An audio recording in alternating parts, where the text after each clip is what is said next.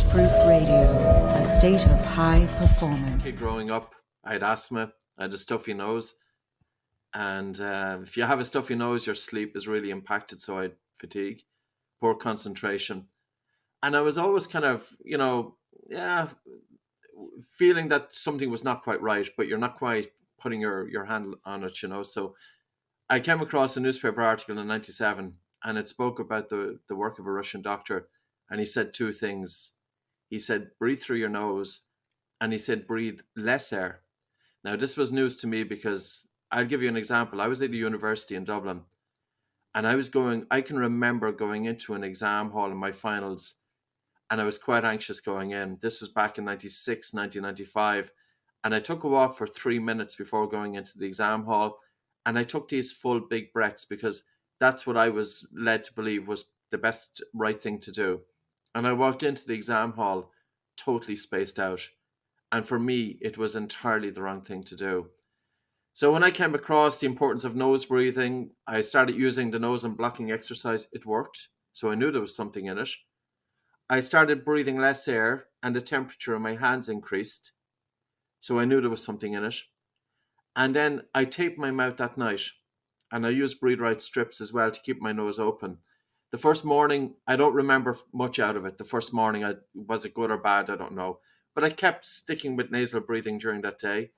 And I taped my mouth closed again the second night. And I woke up the second morning, and it was the best night's sleep that I had in 15 years.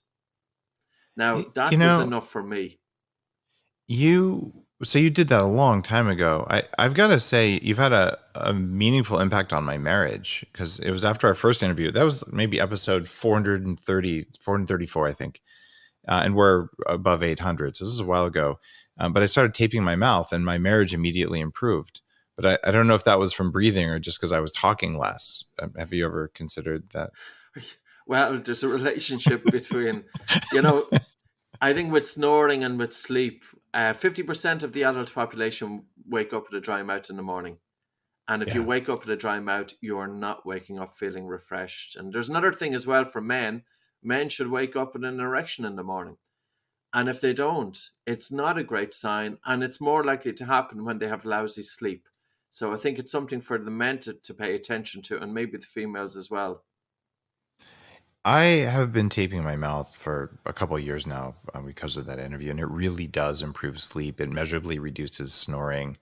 And my daughter has been taping her mouth for probably a year and a half. I got her the strips that are kind of flexible, and after a while she said, no, I just like the normal tape. Mm-hmm. So every night when she goes to bed, she does it, and it's made a noticeable difference. You wake up feeling better. So if a 13-year-old will do it of her own accord, there's something to it, and you don't wake up with a bad tasting mouth. So that has been meaningful for me. And as someone who called me a mouth breather, I had chronic sinusitis for 15 years.